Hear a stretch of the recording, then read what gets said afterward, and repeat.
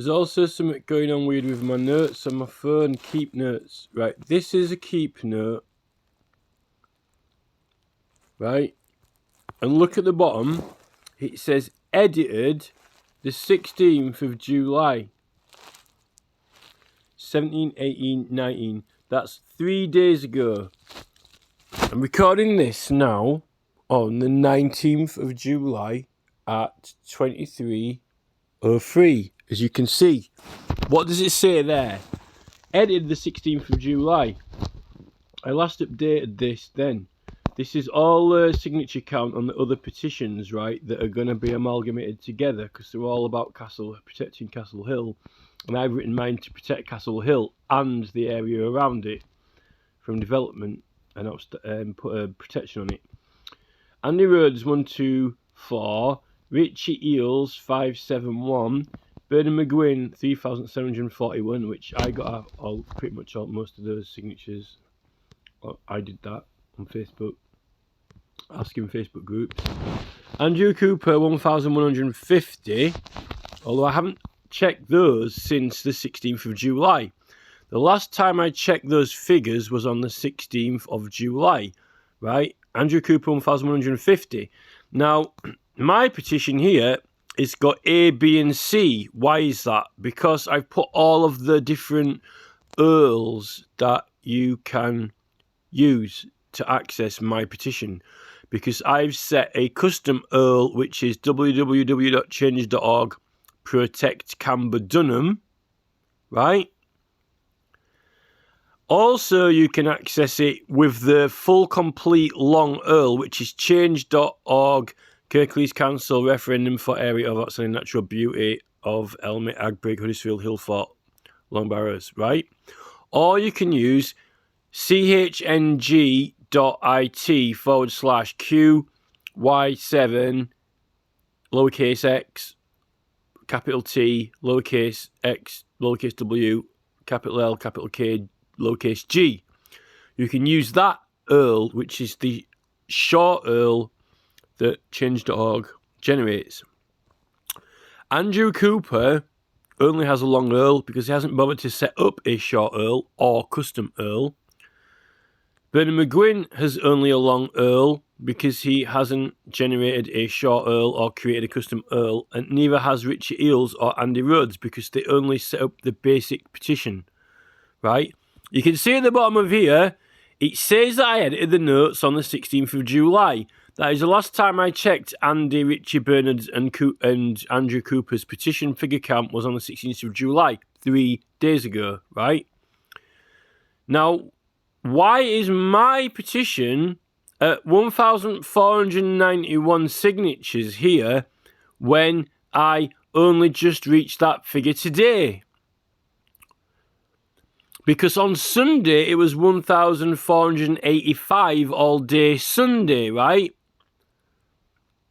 And before that, it was even lower, right?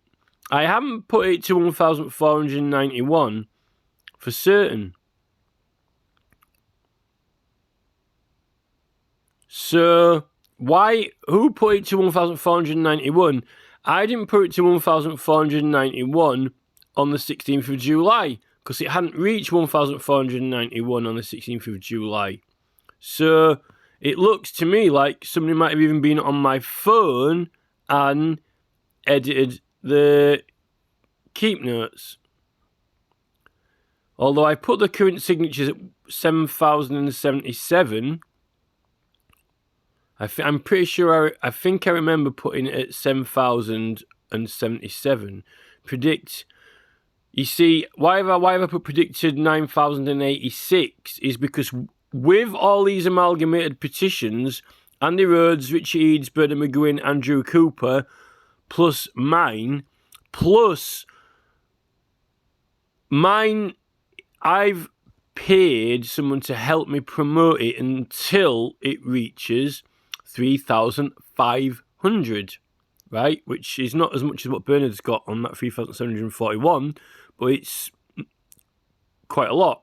It's enough for full council on my petition itself, and combined with the others, it will take it the whole total to 9,086. which is not far off local referendum. But now I'm starting to think that because it is not only protecting Castle Hill and the local area from building and development, I'm starting to think now my petition is a good spider bridge to connect to other petitions that are asking for similar or the same things. Now, what petitions are asking to protect the area from development are other groups in the area who are wanting to protect their area from development, but not just random areas like, you know, somewhere in Murfield or wherever.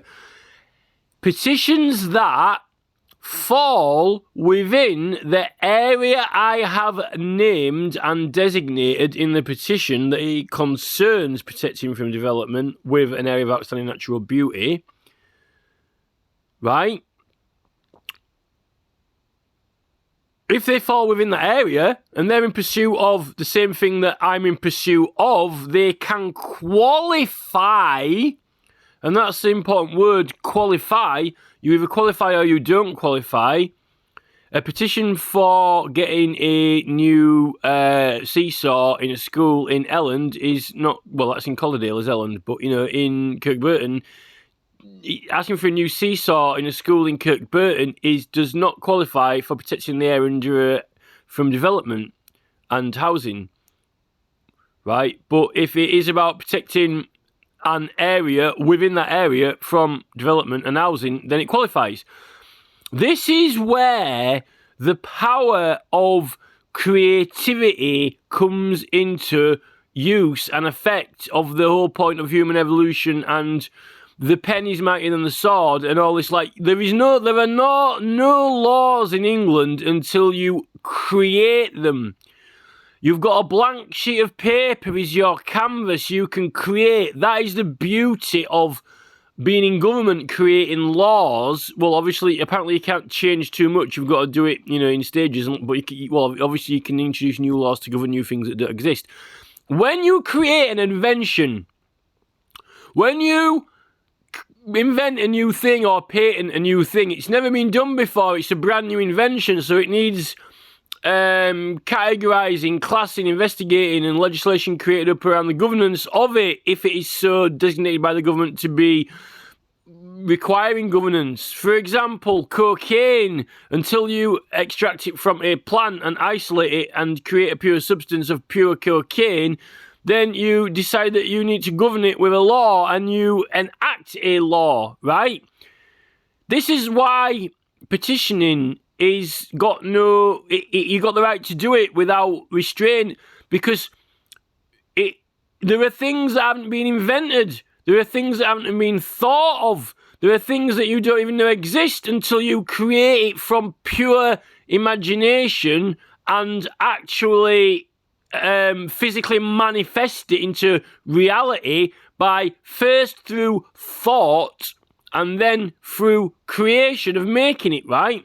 There's just been a video actually on these Hadron Colliders and other various mad, crazy machines that scientists have got, and apparently for some reason, they're falling beyond governance, which I can't believe. Nothing falls outside some department of governance. So they're saying that, you know, there's no legislation governing it or something to do with that. But I don't think Anonymous have got it right, because every single thing on the planet has to have a law governing it, or you can create one and get one enacted to govern it. So I don't know how the scientists can be outside of the law.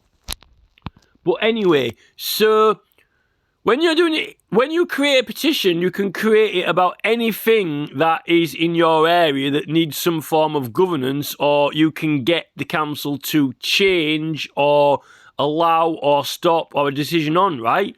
Now, when you make a petition, it's like a car engine part, right? Until you invent or create a catalytic converter, it doesn't exist. Until you create a turbo fan for a van, it doesn't exist until somebody thinks of it and then makes it and then can get a patent for it and then can get legislation governing it, right? And then you might even ban it, or you might even to regulate the environmental effects of it by having limiters on it or whatever, right?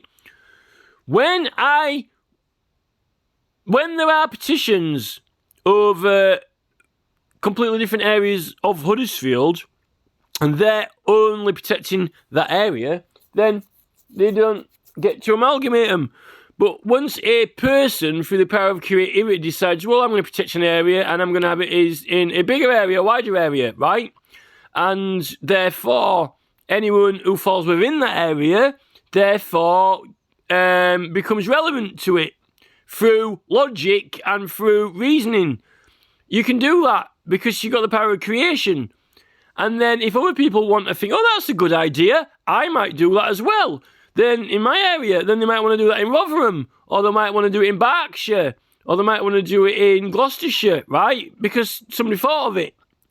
Until you think of it, then people don't think to do it.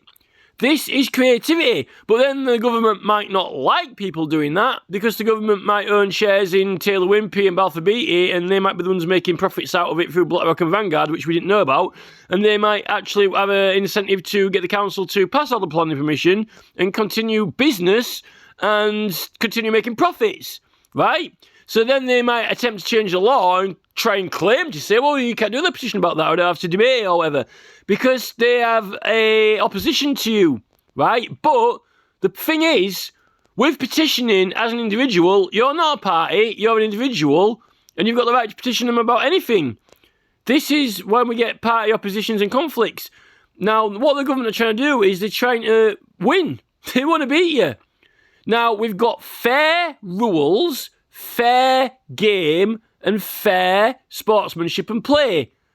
What we're encountering now in government is the Tory don't like to lose. They're like Oxford in the boat race. They like to thrash Cambridge and beat them every time and have a historical record of it on the wall year after year after year after year after year after year after year. Thrash, thrash, thrash, thrash, thrashed. Destroyed, destroyed, destroyed, destroyed. There's a trend going here and we don't want to change it, right? This is why we've got issues and problems in government and in individuals who don't wish to lose. So therefore, in order to win, they're trying to change rules so they have an unfair advantage or an advantage.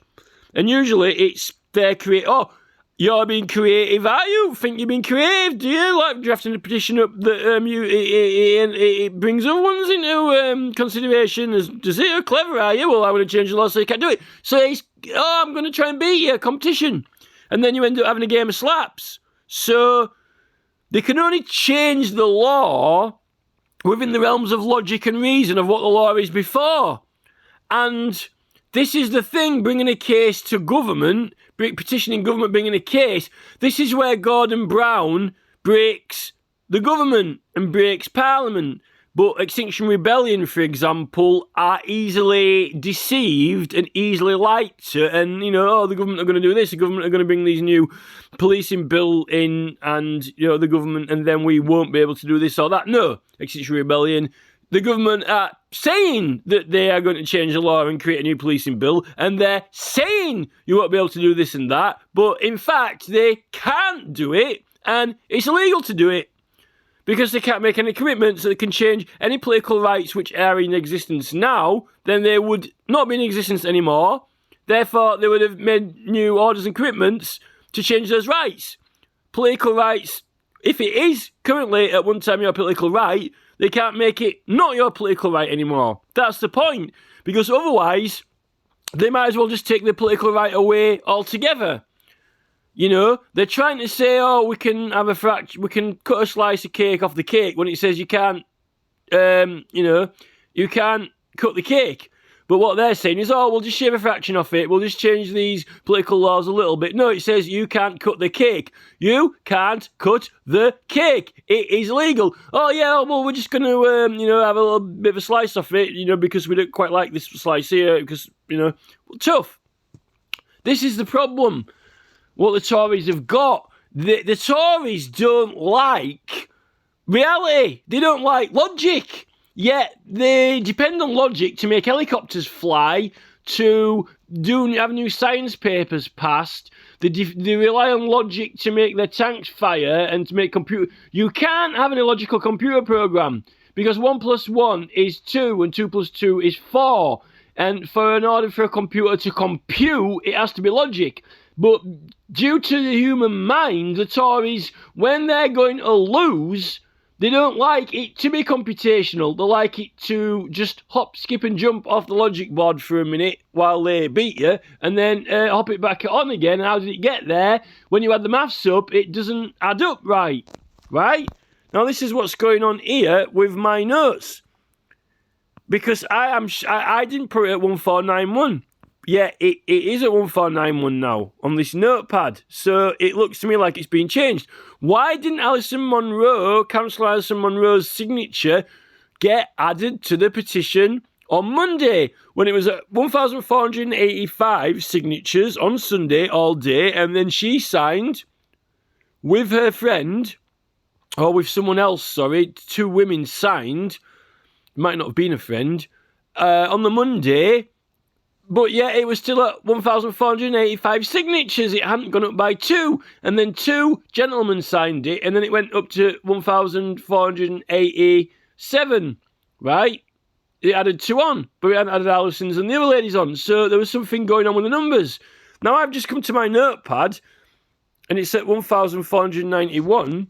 It says, if I'd have edited it today, and I'll highlight this now, right? There it is, right? If I would have put 1,491 today, right? How did I know exactly what the number was going to be 1,491 now today? I didn't know that on the 16th of July, right? On the 16th of July, right? If I'd have known it was going to be 1,491 today, it would have been like going to William Hill betting shop and betting on what the number was going to be on the 19th, right? So on the 16th of July, right, I could have put any number. It could have been 1,493, it could have been 1,498, it could have been 1,482, right? It's 1,491. It says it was edited on the 16th of July. If I would have edited it today while I'm recording this, why does it say edited on the 16th of July? And I have no hacking knowledge or skills whatsoever. My computer skills, I've created one Flash computer program. That's the only thing that I've ever programmed in my life. What I published on the internet, which was a website that was a Flash site, right? So I don't know how I hack into Android and make this notepad say edited on the 16th of July, which it clearly says at the bottom there, edited 16th of July. Today is the 19th, right? Unless it hasn't updated the date. So 1,491, current 7,077, right?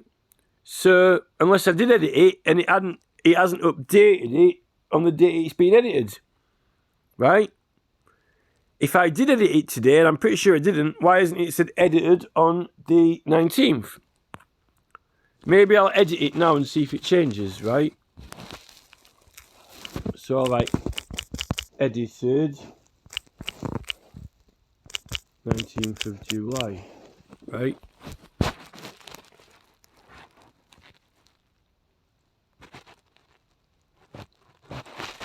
Right. Did you see that? I didn't really want to have to go to all my other notes because they're sort of like my private notes in, and I didn't really want you to read them all, which you could probably pause it and look at them all, pervert them all, but it's quite important, this. So, right. Now, at the bottom of the screen there, what does it say? It says edited 23/21. What does it say at the top of this screen, right? Right? At the top of the screen, it says 23/22, right? 23/22. So that was 1 minute ago. So it doesn't say edited on the 16th anymore. It says edited just now. So it has actually updated it. It's even starting to make me question and wonder if I actually did edit it, that number, earlier on, right, to 1,491, but I'm pretty sure I didn't. But now it's starting to mess around with my head and make me think I did. When at the bottom it says I've just edited it now, and before editing it now, you can clearly see that it says 23/21. And apart from that, I didn't edit it till 3 days ago. So I'm going to do some maths now.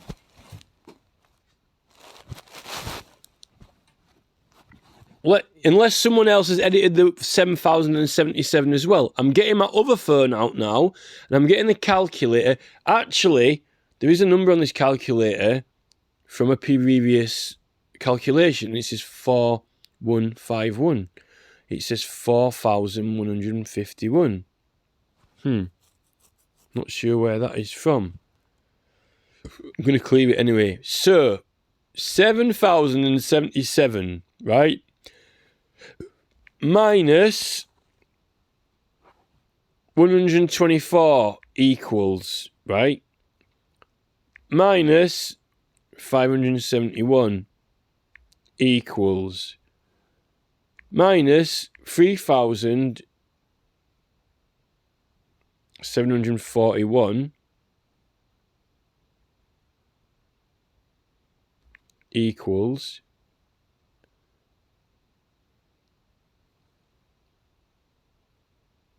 minus 1,150 equals, it says 1,491, right? That is very, very, very strange. How odd is that? So maybe someone has been into my notepad and changed the 1,491 and the 7,077, which is very odd. So why has it managed to say I've just edited it now at 23:21? It's now 23:24, and apart from that, I didn't edit it till 3 days ago when it wasn't. You know, why would I put 1,491? There's something very, very unusual going on. That's for certain. And if there's something going on very unusual now on this phone when I'm on my petition, it's starting to make me wonder if there's anything unusual going on with other people's phones and other people's computers, particularly the council themselves. What happens if someone's hacking into the council's computers and changing numbers and figures? What happens if someone's doing it to the government? Or, you know, the Crown Prosecution Service had a load of files deleted. We know that because it was in the news. Shall I search for it? I'll tell you now. I'll put it in on my phone. CPS files deleted.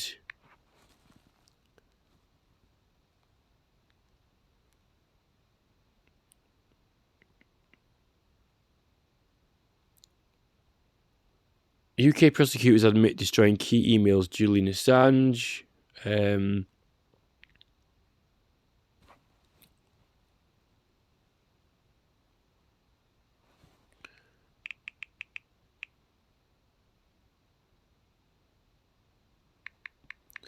definitely is a story because I went on the website.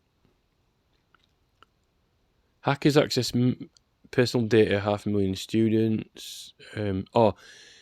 This is it. Oh, see, there's one here. No, this is a different one. CPS data breach. Records of 560,000 students and employees exposed. A massive data breach has exposed 4 years' worth of records. That's in Chicago there.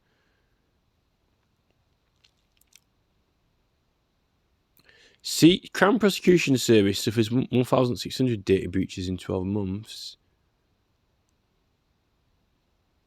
CPS... Police hand CPS for 5 journalists who were hacking.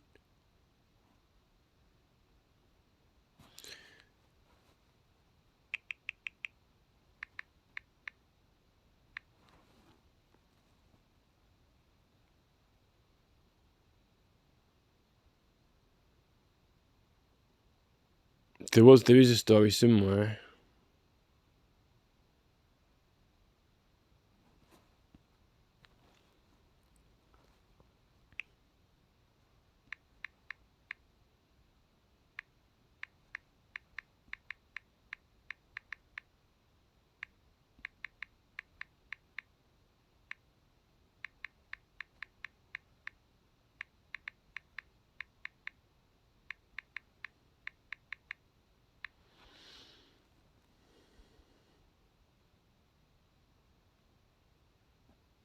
All right, this is it. The Home Office admits 15,000 people deleted from police records, or they're saying it was a blunder. A blunder led to records of more than 15,000 people being deleted entirely from the police national computer. I think that's one of the incidents. So, you know, a blunder. So, you know, but how did the blunder happen? You know, someone, you know, hacks into it and wants it to make it look like it was the police's fault. So when they type in the keys, somebody makes it so, you know, it deletes it. But when a person presses a button, it makes it so the person thinks that they pressed the wrong button or something like that. Is usually the easiest way to do it. It's like making me think now whether I changed that or not. If I did change it, it never updated the date that it was changed. But why did the date just update straight away then? When I edited it, it did it straight away, edited at 23:21. So it's rather unusual. And this is the problem now. Has my phone been hacked and my notes been changed? You know? Now it's making me question whether I changed it to 1491 earlier or not. And if I did or didn't, why has it only just gone to edited now? Why did it say that it was edited 3 days ago? That's the question.